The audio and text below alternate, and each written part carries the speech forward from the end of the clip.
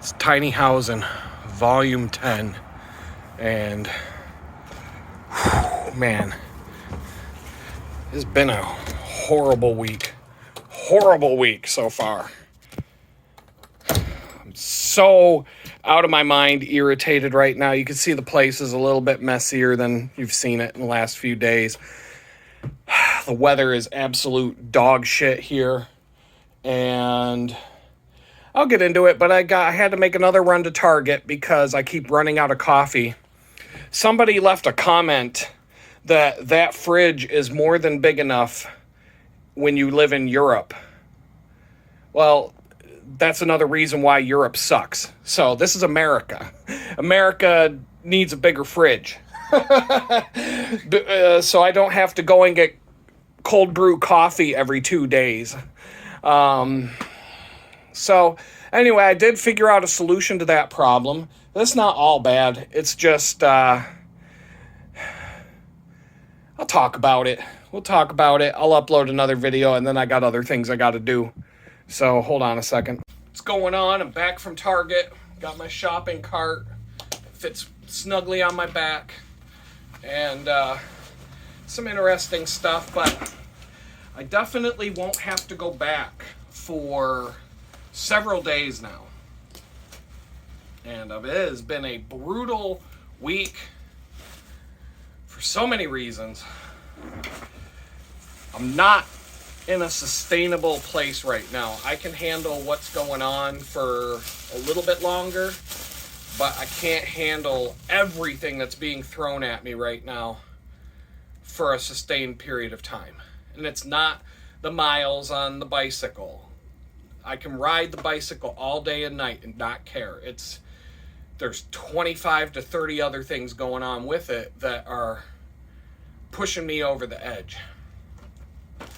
So I went over to Target. One of the things on my list was coffee creamer that you don't have to keep refrigerated. So, I always throw these in my camping kits, and just I always had these things in the house even, stored.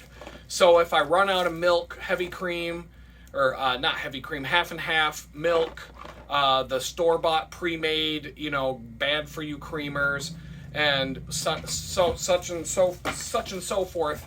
You want to get the liquid ones, not the powder ones, because if you drink cold brew, the powder ones won't dissolve.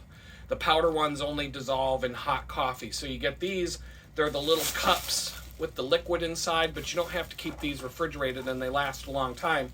Great backup source for coffee creamer. So now I don't have to worry about going to get coffee creamer. Set this off to the side. What else we got? I've been looking for these. This Target over there is a complete shit show. And you can't find anything. Nothing has a price. Every single thing, when you buy something, you got to go up to the price scanner and be like, bloop, to see what it costs, unless you already know because you found it on the website. But even the website, I've been looking for these freaking things for the last 5 times I went into Target. These were on my list. It's a couple of silicone trivets. Trivet. I don't know how to pronounce it.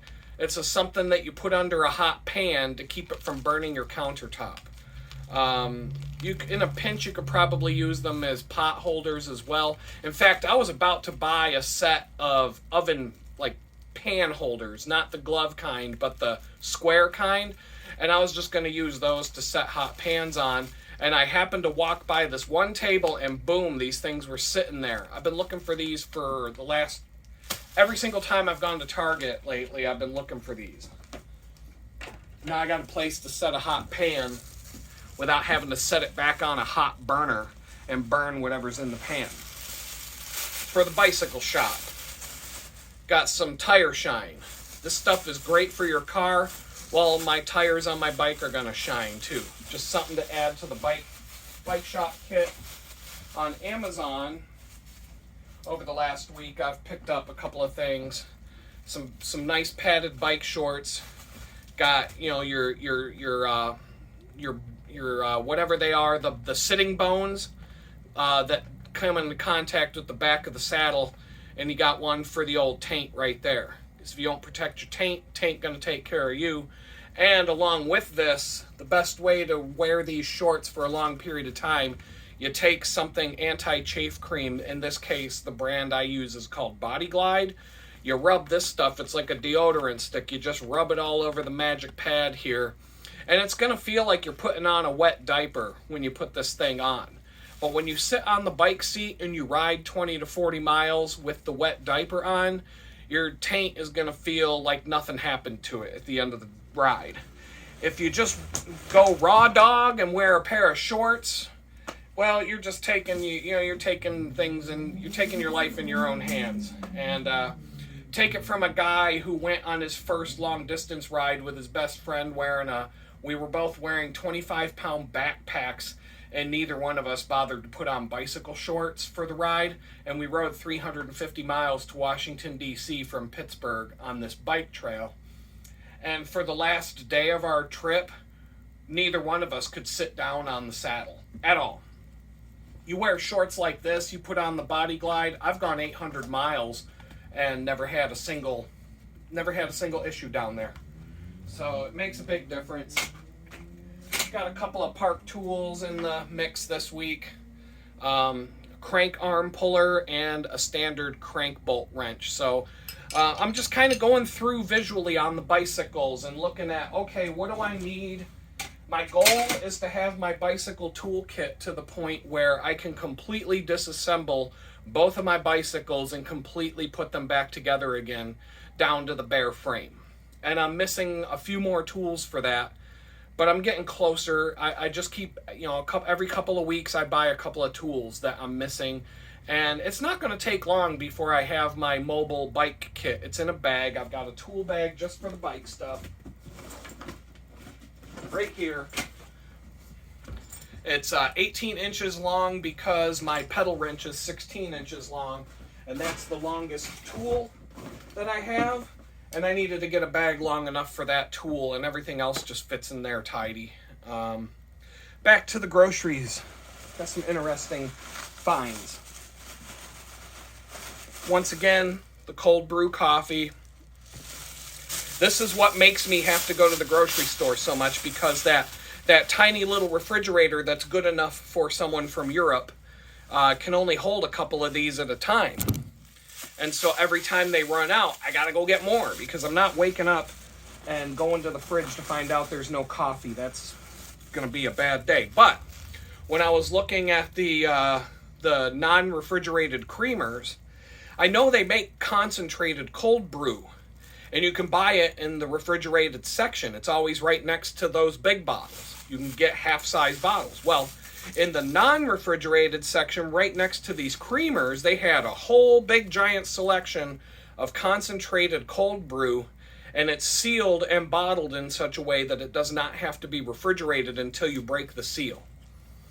And that's a game changer for me, because now this is half and half. So this is 32 ounces concentrated. It makes 64 ounces total. It's 1 cup coffee to 1 cup water to dilute it down to where you drink it, give it a little shake, you're good to go. So I'm going to start buying these. I'm going to start stocking up on these until I get the gear, till I get a bigger refrigerator, some half-gallon mason jars, the filters, and the special lids that I can just make my own cold brew at home. This is where I'm going to go to save room in the fridge. When these 2 big ones are empty, I'm going to switch to these. Keep one of these in the fridge when it's about this close to empty. Put the next one in so they're always cold. And I'm just going to start stocking these and rotating these in. And maybe I'll get one of these big ones whenever I go grocery shopping, just to make sure that I have a bottle of cold brew ready to go, ready to pour for the next morning. So this is going to help. I'm not going to have to go to the grocery store now for days. I might be able to go. I don't like to go more than once a week. A little bit of coffee creamer, flavored. I don't like this stuff. It tastes all right, but it's got so much chemicals in it. I'd rather make my own, but I'm just going to wean myself off of that now that I've moved in. As I get settled, got another bottle of cold brew concentrate.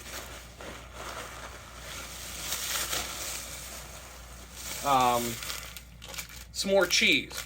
Those wraps, the wraps that I was telling you about, they're great. The tortillas keep ripping. And I don't have a microwave right now, or I would soften them up in the microwave before rolling them, making wraps out of them. I could throw them on the hot burner, or I could throw my cast iron skillet down and just throw the tortillas in there for, a little bit on each side to soften them up a little bit. They might not rip as much when I'm trying to make a wrap for lunch, but the wrap's delicious. I just had to get some more cheese. Everything else I'm stocked up on for the wraps.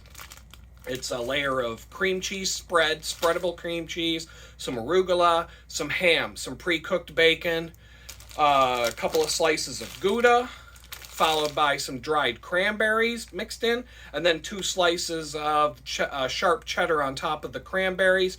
Roll that thing up, you got a delicious wrap for lunch. And I did not go to Burger King on my way home from Target today for the sole purpose of I've got a decent stockpile of food now after all these trips to the grocery store. So I'm really trying to get to the point where I only have to go shopping for groceries once a week instead of 3 times in a week.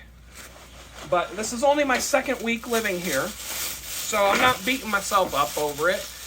And I did get 2 more of these cold brew concentrates, so that's more than 3 gallons of cold brew that I've got stocked up right now. And a half gallon is about 2.5 days for me.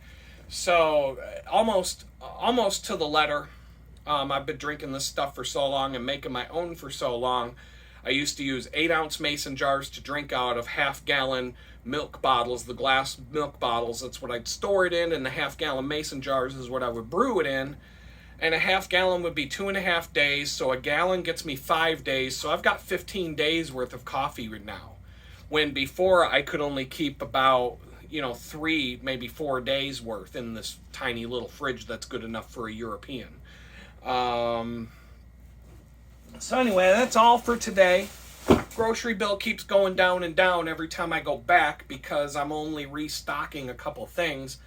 I've got enough dry goods, pastas, different things like that, so I'm settling in. I can make some peanut butter jelly right now. I don't know what I'm going to do, but I got a lot of stuff to do. Brutal bike rides this week. Flat tire on Monday. You saw that video. Yesterday was a torrential downpour on my way in. I was soaking wet. Prepared for it. I had a raincoat, a cover for my backpack. You saw that. But I still have wet feet. I do keep an extra dry set of clothes, underwear, drawers, socks, some other things in a locker at the bakery. So when I got there, I didn't have to walk around in wet boxers all day. I got some dry undies, some pair of dry socks, and then when I rode my bike home, it was still raining off and on, and so everything got wet again. But then I got home, everything's wet, everything's dirty, everything has to be I have to take that bag completely apart. You can see stuff hanging up there to dry. Everything's a mess. Everything's a mess, and I've got to pack it all up and get it all ready again to do this all over again tomorrow, except tomorrow it's not supposed to rain, but it's supposed to be 40 fucking degrees the whole way in and back. So the weather is not my friend this week. People were asking me, what do you like and dislike about Houston? I'll say I like the weather. Right now in Jamestown, New York, it's like 20 degrees outside with a wind chill of 6, is from what I'm being told and from what I see from my own weather apps. Okay, boo-hoo, it's going to be 40 in Houston tomorrow. Last week it was like 83 all week. So the weather here fluctuates. I can deal with the cold for short bursts. But I'm not a cold weather person anymore. I want to go a period of time where I don't have to deal with the frigid, freezing cold. And I was in, federal prison, Danbury, Connecticut, a little bit milder than Jamestown, but it was cold, frigid cold. And then I came home in April, bitter cold. It was May 17th when I became homeless, and it was finally starting to warm up. But then as soon as the warm weather hit, I was homeless. And then May, June, July, August, I remember August 1st. I remember shooting a video and I had to put this long sleeve thing on August 1st because it was 40 degrees outside. Summer in Jamestown is July. It's July. August comes, you're back to it's almost winter again. By the time September hit, it was freezing cold. I was ready to, I'm so glad I got out of there. I went from, it was like 35, 40 degrees in Jamestown in September when I left. It was like 90 when I got to Houston. And it stayed that way for quite a while. So the weather's great. But I'm just not, I need a break from the stress that this last 2 weeks of this move has been putting me through. And it's just been a relentless, nonstop pounding of one thing after the next. And it's starting to wear me down. Not the bike rides themselves, that's stress. I mean, having to ride 20 miles each way to go to a job, work for 8 hours or so of back-breaking labor. And at the end of that 12-hour ordeal between getting ready, riding my bike there, working, riding my bike back, that's like 12 hours out of my life, and I'm not even making $100 for that.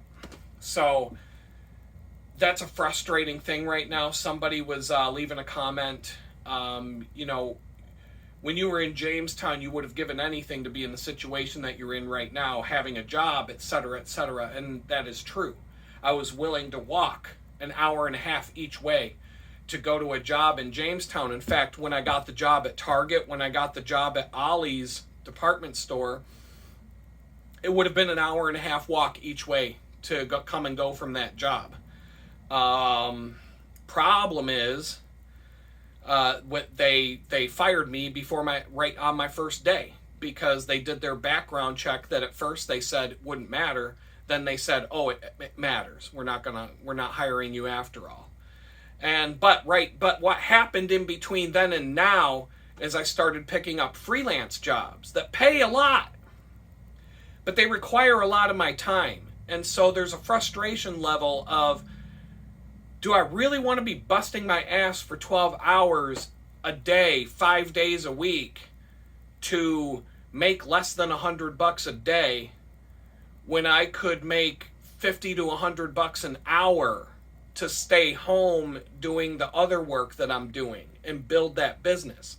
And part of it is because I have to keep this probation officer off my ass because he needs to see that I'm working a certain number of hours every week.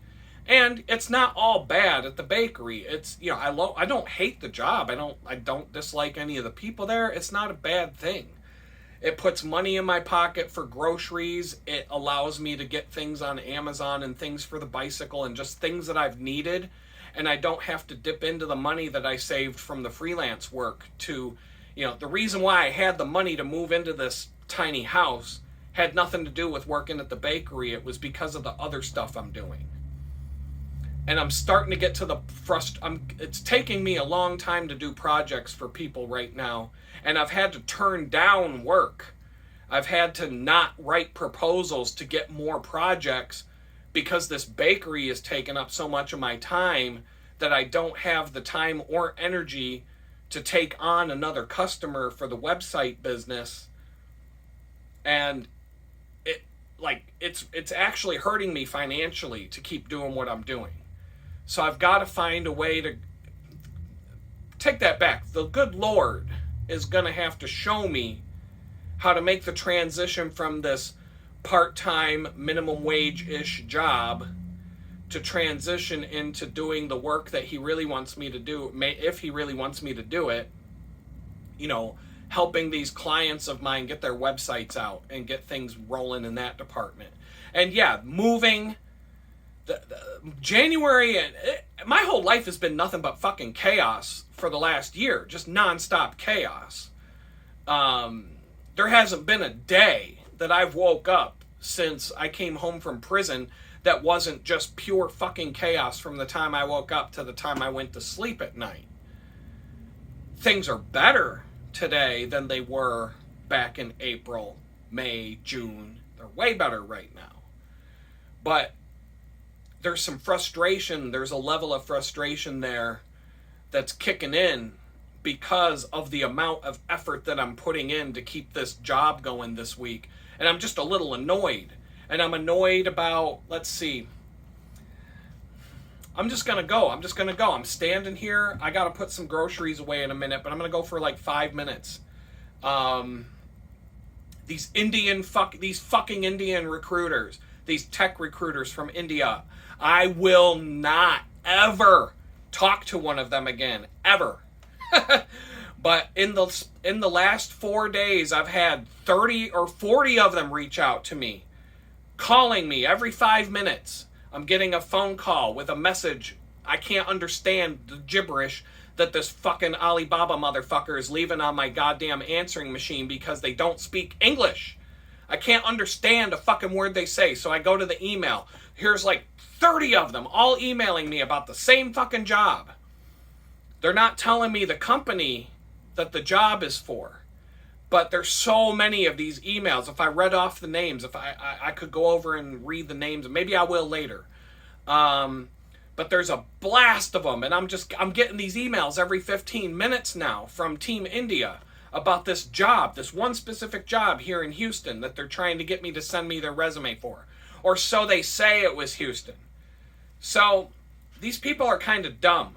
And so they leave enough clues and they left enough information in these emails that today was my day away from the bakery, so I had time to sit in front of my computer and do a little bit of research. Well, I found the job that they're looking to fill. And here's the kicker. It's with United Airlines, which has a major hub in Chicago and Houston. And all of these job descriptions from Team India and the phone calls, the ones that I can understand a word or two, they're telling me that the job is hybrid, which means some of the job descriptions say you would have to come into the office 3 days a week, work from home 2 days a week, and you can either be in Houston or Chicago. They didn't say the name of the company, but I was able to use the descriptions from these emails, a little bit of AI, and some other Google searches and some other smarts. I found the job description on United Airlines website. Plain as day, right there, perfect match. So I found the job. But the job isn't here. The job isn't in Chicago or Houston or either one. It's in fucking Bangalore, India, it's in some city in fucking India. So I've got 50 fucking jackass scam artist tech recruiters from India barking up my ass to get my resume so that they can turn around and ghost me, and they can copy and paste all the shit from my resume and put some fucking Habib Shawarma's name on it and send his fake resume that has my shit on it to United Airlines so that they can get some fucking guy in India a job for United Airlines in India. And I'm like, you know what? Fuck you. Eat a dick, you fucking scam artists. But I caught them. I fucking caught them. The last one that reached out to me that I actually talked to on the phone, like a day later, he sent me a fucking email asking me for a picture of my driver's license. I'm like, get the fuck out of here. Get the fuck out of here. Unless you've got a bona fide job interview for me and a job offer where we're doing the paperwork, the I-9 documentation, and where I actually need to have my ID to complete the task. I'm not giving you my fucking driver's license before you even set up a job interview for me at the company, you fucking scam artist. No, we're not doing that. So I'm annoyed about that. And then on the job search front, because we're in the Joe Biden economy still, all these fucking companies out there, I've never seen anything like this in my career, and this is why I'm so pissed most of the time when I talk about this. Companies out there are just treating everybody looking for a job like you're a worthless piece of shit. And they're basically treating you like you're a little kid working at the fucking Nike factory in Bangladesh, sewing soccer balls all day for 20 cents a day. And you better be damn grateful that you have that job, you worthless sack of shit. Because if you get fired, you're going to be living out in the mud. You're going to get kicked out of your mud hut and live in the streets, you stupid little kid. And that's what they're treating everybody like. They're treating everybody like fucking garbage when you apply to these jobs. And so I'll just name the company because I don't give a fuck anymore. A few weeks ago, a recruiter from Halliburton, the company that war criminal Dick Cheney used to be the CEO of. Well, their headquarters is here in Houston. And I've been hearing about this job that they're looking to fill for quite a while because I've had other foreign tech recruiters reach out to me about it. Well, I got in without having to go through Team India. I went around Team India and found the job and applied to it directly. And a recruiter from Halliburton, an actual guy, English name, seems legit. I looked him up, found his LinkedIn profile, etc., etc. He sent me an email saying he wants to know my availability so we can set up a phone call and have that initial HR phone call back and forth, the screener call. And I'm like, okay, I gave him a bunch of availability and I didn't hear back from him. So about a week or two later, well, it was the 31st, and I was going through the whole move situation, so I would have done it, but he sent me an email that morning asking me what, he said, sorry it took me so long to get back to you. Okay, fine. Can we set up a time to talk? And I said, I'm free all day if you want to do it today. If not, here's my availability next week, and I laid out some times. And he gets back to me and he says, I'll give you a call this afternoon. Thanks for whatever. And so throughout the afternoon, no phone call from this guy. Don't set up a fucking interview with a potential employee and then do a no-show if you're the company. Because you think that's, the employee has to make a good impression when they're applying for the job. But these companies nowadays, right now, they don't feel like they have to make a good impression to the employee that's coming in. Right now, they have an attitude like, we can just be as shitty as we want to be to you, and you can count your lucky stars and be grateful that you have a job, you worthless sack of shit. But that economy is not going to stay in the Joe Biden era forever. The economy is going to pick up, and then what's going to happen? All these fucking employees that you hired and treated like complete dog shit are going to start looking for new jobs. And there's going to be jobs out there to be had. And you're going to start losing employees at a rapid clip. And then you're going to get this attitude change. You're going to adjust your attitude towards people, and all of a sudden you're going to start being welcoming, and you're going to start treating people with respect all of a sudden when they apply for a job, because now you got to kiss the employee's ass to get them to come to want to work for you. Because once the jobs become plentiful, you're not going to be able to keep people in the chairs anymore if you treat people like that. So anyway, I got blown off by this guy. He never called. So I didn't think anything of it that day because I was like, I'm moving. I got stuff I got to get done. If he calls, I'll be there. If not, hopefully he calls next week. Well, last week was next week. And I called him a couple times. I sent him a couple messages. I said, here, I'm available. Here's my availability. I'd like to touch base with you. Look forward to hearing from you. Very polite emails. Nothing. Ghosted. Again, this week. Reached out to him again. Ghosted. No fucking response at all. And I'm like, you know what? Fuck you. If that's how you're going to be when people are applying to work at your fucking company, and you're just going to schedule a fucking interview and then not show up and then ghost the person, then I don't want to fucking work for the company that war criminal Dick Cheney used to run anyway. Fuck that shit. I already know if I started working there, I would just want to go find a new job anyway. And I'm just saying it now because I just don't care. I don't care. Maybe the guy will find my YouTube channel and be like, oh, he's talking about me. Fine. Half the fucking people from Team India can find my YouTube channel and find out what I just said about them, too. I'm just sick and tired of dealing with these fucking scumbags when it comes to the job search. And it's also just another sign from above. Maybe Jesus is just trying to tell me, you know what? How many times do I got to tell you, I don't want you doing this stuff anymore? And, you know, when you're doing what God wants you to do, it's almost, he just opens doors for you. Step on in. It's the door's open. You know, if I have to go and climb Mount Everest and it's way over there, and I'm like, how am I going to do that? I know God wants me to do it, but I don't know how I'm going to get there. And then I take one step in the right direction. All of a sudden, God's like, right up. He's like, I'm going to come and meet you. You took like 3 steps. I'm going to walk 4 miles to meet you. And I'm going to help carry you to where you got to go. But when you're going in the direction that God doesn't want you to go, this is what it is. There's a brick wall right in front of you, and you're banging your fucking head against the brick wall all day. And at the end of the day, you didn't get through the wall, and you've got a fucking headache from it. And that's all you got for banging your head against a brick wall all day. You got absolutely nowhere.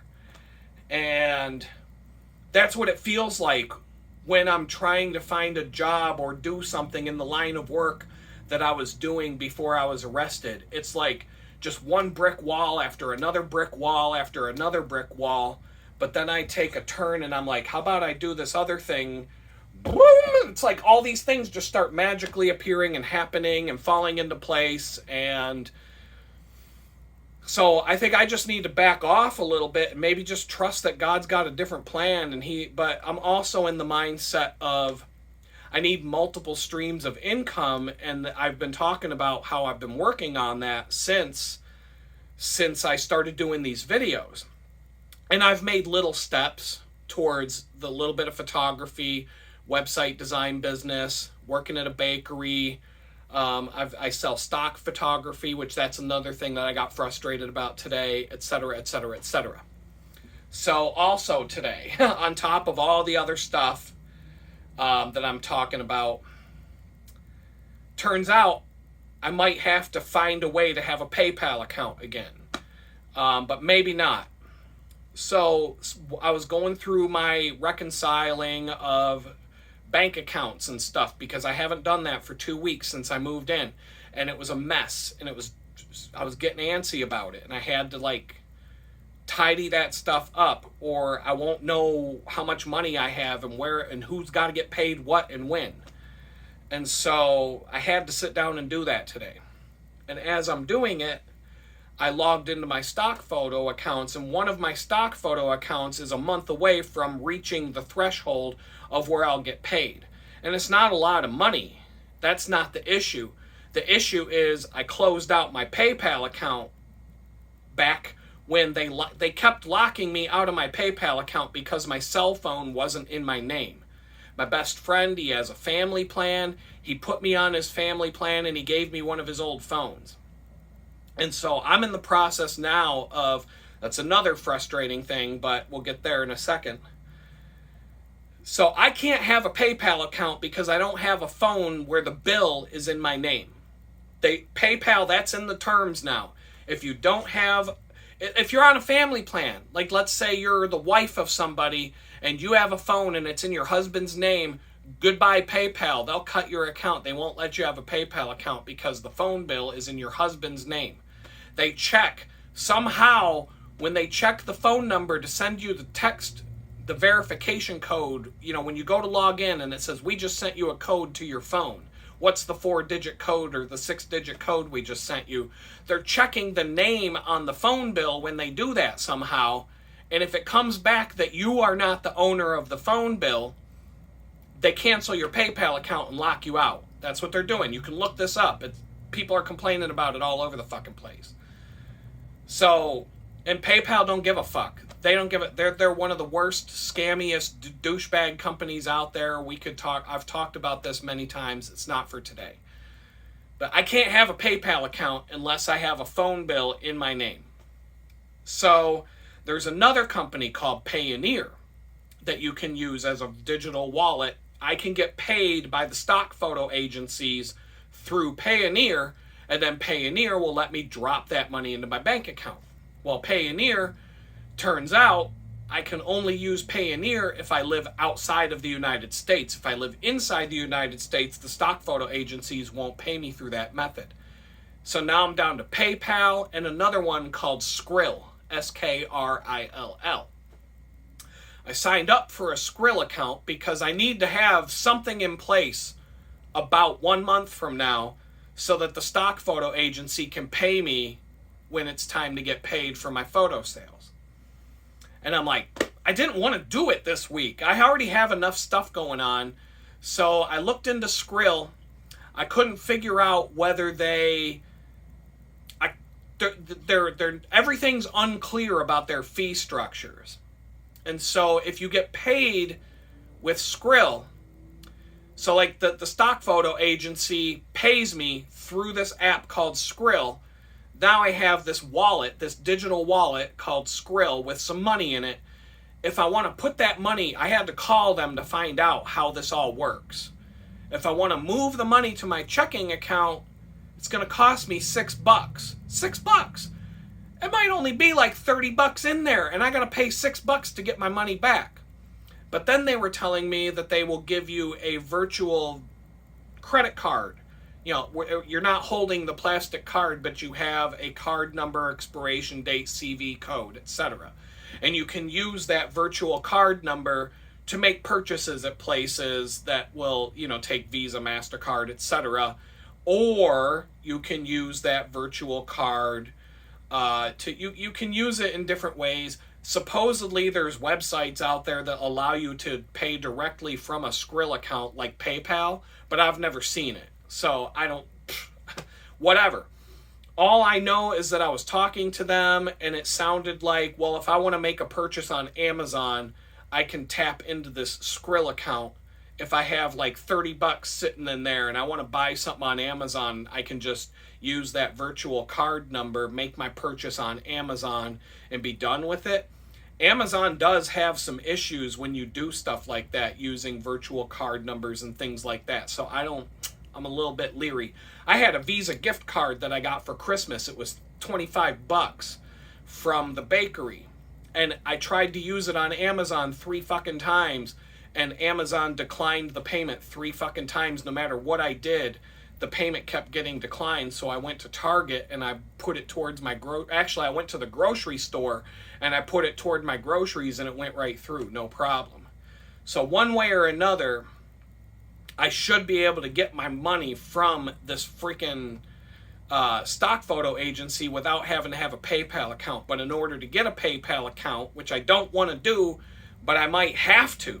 I might just have to, even if it's for the sole purpose of get paid, put money in bank account, and never touch the PayPal account for any other reason. I'm going to need a cell phone in my name, which I need to do anyway. I've already told my friend, give me a month or 2 after I move and I want to get my own phone and you can take me off the family plan. And he's like, you know, take your time. He's not in a hurry. He's not badgering me about it. But as part of being a grown-up, that's, you know, one of the things you want to do. I want to wean myself off of all these, you know, handouts. And so, and I would like to have an Android phone and not have Graphene OS. And I would like a up-to-date, modern, newer phone. But, you know, one day at a time. But anyway, I logged in T-Mobile. Complete fucking shit show. I've got the home internet, wireless internet. It seems stable. It's fast enough. I'm not having too many problems with it now that I got it set up. But the T-Mobile app, one of the biggest pieces of trash I've ever seen in terms of an app. It's absolutely mind-boggling horrible. Horrible. The website, terrible. Horrible web experience. I tried logging in today just to browse the phones that they have for sale. And this big error message covers up the screen whenever I click on any phones. And it says, sorry, we're unable to process your request right now. Please call customer service, blah, blah, blah, blah, blah. All I'm trying to do is I already have a T-Mobile account for this wireless home thing. I've got auto pay set up, so I don't even have to pay the bill. They're automatically going to take that from me every month on a certain date, and I get $5 discount for that. Fine. now I called the 1-800 number for T-Mobile, and of course I get some fucking dickbag from India that can't speak English. I can't understand a word this fucking person's saying. It's so fucking ridiculous that these companies can't... You wonder why people are so fucking pissed at you companies out there for shoving us off to fucking India every time we need to talk to a human being when we have a problem with our account. I don't care what fucking country they're from. They need to speak fucking English. They need to speak the fucking language. I don't go to fucking Mexico and expect everybody to speak English when I'm talking to them and get all fucking mad because they won't speak my language. But I'm in America right now, bitch. So when I call you, I want you to speak English to me. I want to be able to fucking understand what the person on the other end of the line is saying.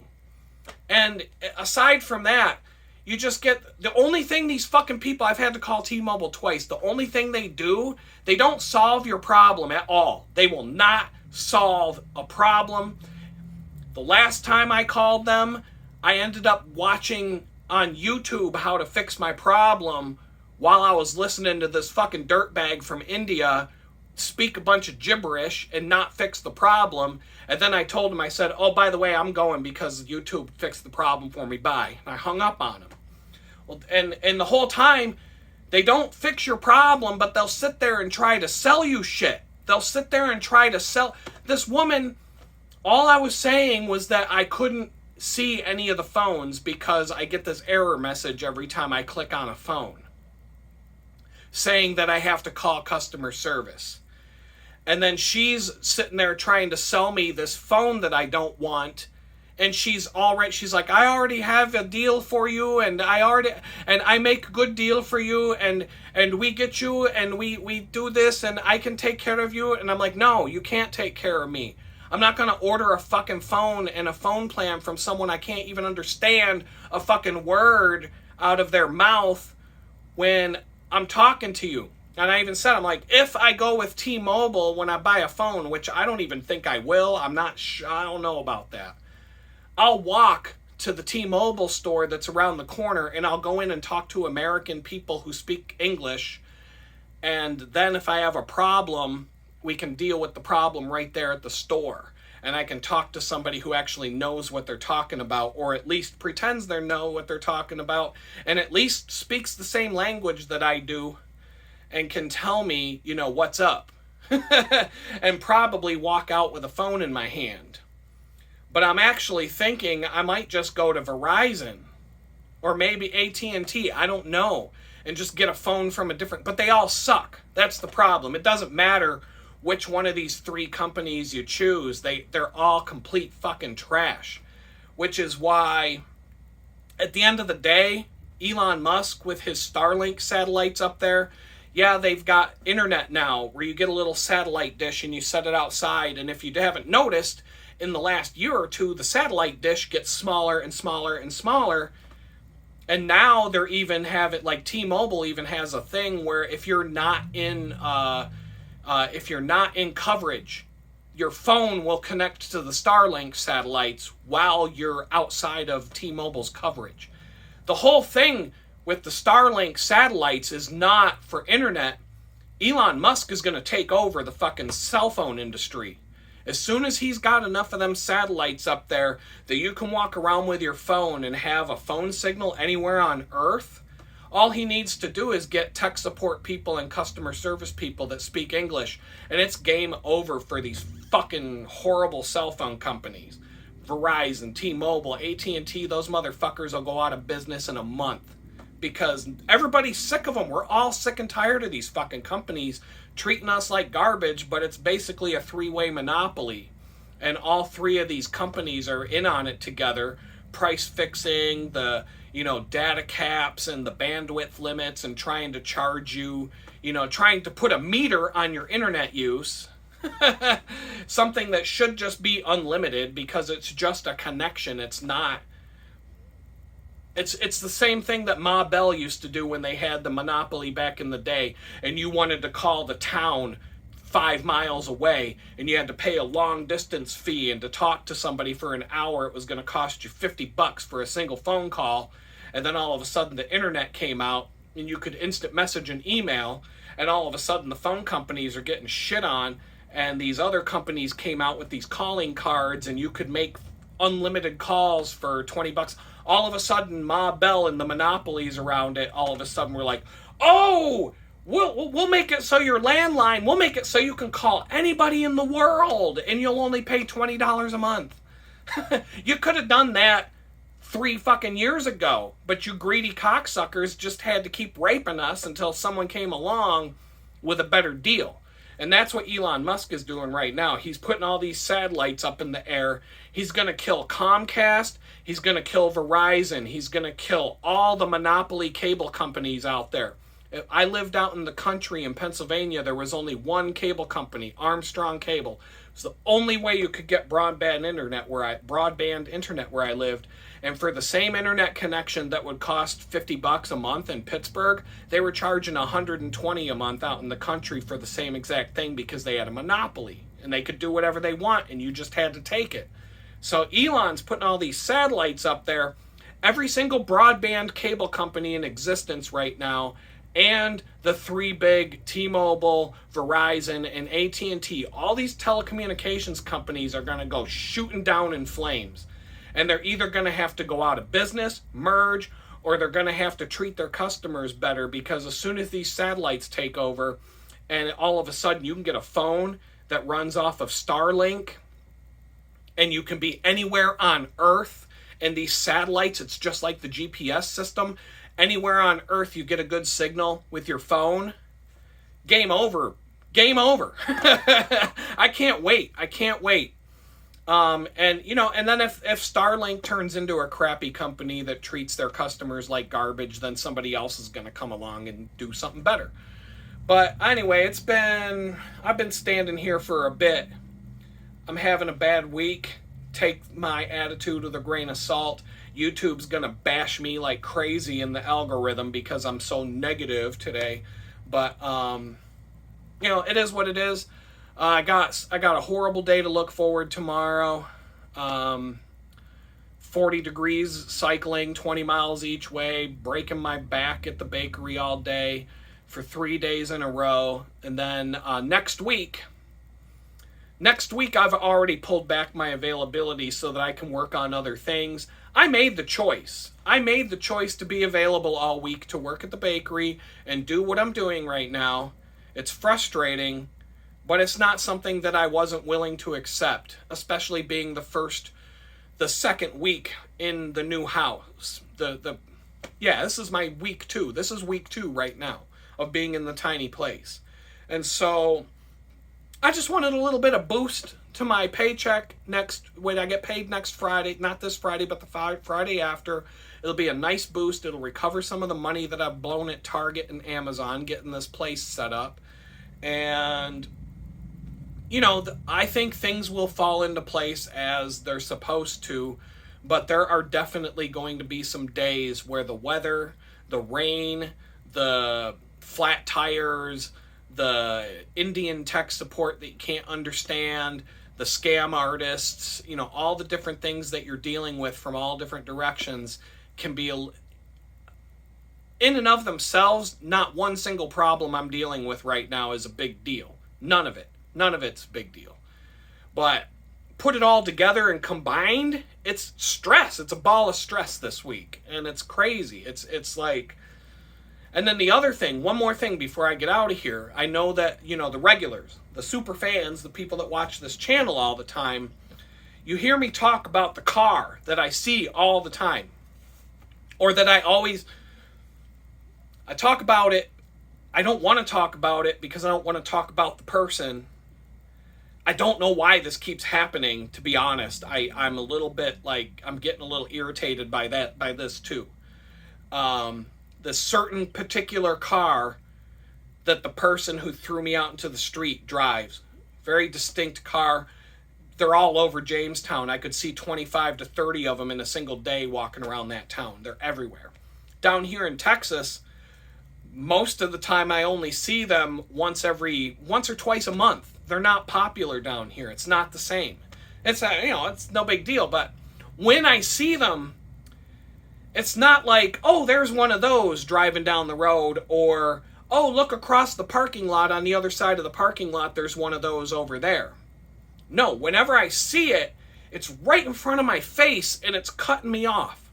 3 times in the last 2 times, an hour before I started shooting the, well, within 1 hour before starting this video, I was cut off twice by 2 of them, 2 different drivers driving the same exact car. That car. I walked to Target. I'm walking across the parking lot. What pulls out right in front of me? 4 feet in front of me. As I'm walking across one of the aisles in the parking lot, that car comes right by, right in front of my face. Same exact car.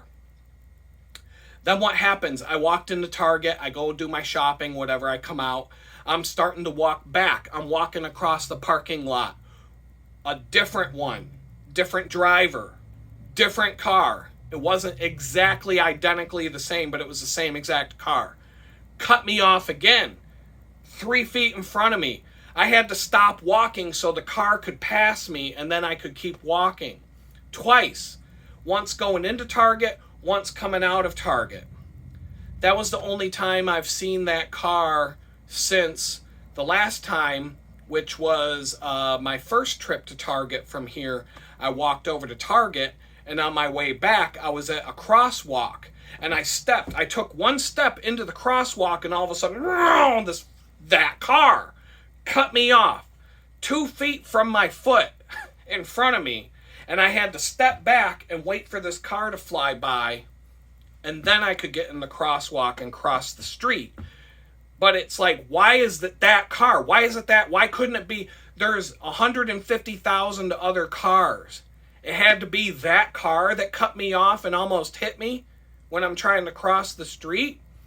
And twice today when I'm trying to cross the parking lot, I almost get hit twice by the same fucking car. But they were 2 different drivers. One was white, one was black. That's how I know they were different drivers. One was a black guy, one was a white woman. Same exact car. Twice. In less than an hour. Other than that, I see this car maybe, but every time I see it, the time before that, I was riding my bicycle, I was about to run a red light, car blasted right out in front of me, cut me off. I had to hit my brakes to keep from hitting the car. Came out of nowhere, flew right in front of me, cut me off. Every time I see this car, it cuts me off. For right in front of my path. Not like, oh, there's one of those in the parking lot over there. Or, oh, there's one of those driving down the road off in the distance. No, it's always right in front of my face. Right in front of my face. And it's like way too often and way too weird. God talks to me in mysterious ways all the time. And he does things like this all the time. He makes coincidences. He does things like that all the time. Except this, I can't figure out. I have ideas of what he's trying to tell me when he does this. And today, as you can tell, I'm a little bit irritated today. And I think that had something to do with it. But I really don't know what he's trying to tell me. This is me talking to you and God at the same time. Like, can you give me some clarification, Jesus? Lord Jesus, can you talk to me, brother? Can you give me some clarity? Can you tell me what you mean? Can you tell me what you mean when you're talking to me like that? Because I don't know. I don't know. But there's something going on. It has to do with this stupid car that I see all the time I've got story after story after story after story of this weird coincidences where this car just magically pops up in front of me all the time. And down here in Houston, it's not a common car. Maybe in Jamestown, like I said, I saw 30 of them a day at times. Like 30 fucking times in a day walking around that city, I would see this car over and over and over and over and over again. And there's a reason for that. It's a good car for the weather that they have. But down here in Houston, you could drive a lot of other cars and you don't got to worry about winter. It snowed once this year so far as I'm aware. We got, and the whole city closed down because they got a little bit of snow. And nobody was going to work. The bakery was closed. Schools closed for like a whole week because, oh my God, snow. They don't have a plow here, as far as I'm aware. Like, they don't know what to do. I don't even think they sell snow shovels in the stores here. You know what I mean? Like, nobody knows what to do if it snows here. So everything, I didn't even have to go ride my bike in it because there was nowhere to go. The whole city it was like the apocalypse. And it was just like an inch or less. It was less than an inch of snow. And I'm telling people, I'm like, in Buffalo, they won't even close school unless it's at least 2 feet of snow. They won't even close school for that shit. But that's what's going on today. Irritating, complicated, long, frustrating day. And like I said, none of the things that happened in and of themselves are an issue or anything that I would be normally irritated about. But when you put it all together into one day, 3-day span, with the bad weather, the flat tire, the rainy cycling, the cold weather, the, different things going on and that I didn't talk about, and I'm over it. I need a few days. I just need to get settled in. I need to get, God's telling me I got to go in a different direction somewhere. But I need a little more clarity as to, what do I do? And I think next week I've already taken some steps to do what I think he wants me to do. And I think next week is going to be a lot more tranquil. It's going to be a lot more productive. I'm going to have a lot less stress. I think I'm going to get more done. I'm comfortable in my little place now. There's things. I've got an ETA on getting the water heater fixed. They're going to put in a propane system. It's going to take some time, but they're going to do hopefully they do a nice job. It's going to be an upgrade. I've got an ETA on whatever the other things are. I'm waiting for the fridge and stuff. They're going to do the fridge after they do that. But with the adjustments that I'm making and the things that I'm finding and the concentrated cold brew that doesn't have to be refrigerated, I don't think I got to go to the grocery store now until sometime in the middle of next week. I'm going to try and go a week without going to the grocery store now. I've got what I need. With that, I think I'm just going to let y'all go. You've heard me complain for an hour, and if you made it this far, you're a super fan, as usual. And no plugs. I don't even care about that right now. I'm just putting out the videos, and it might not be tomorrow, but within the next few days, I'll get back to y'all. Peace out.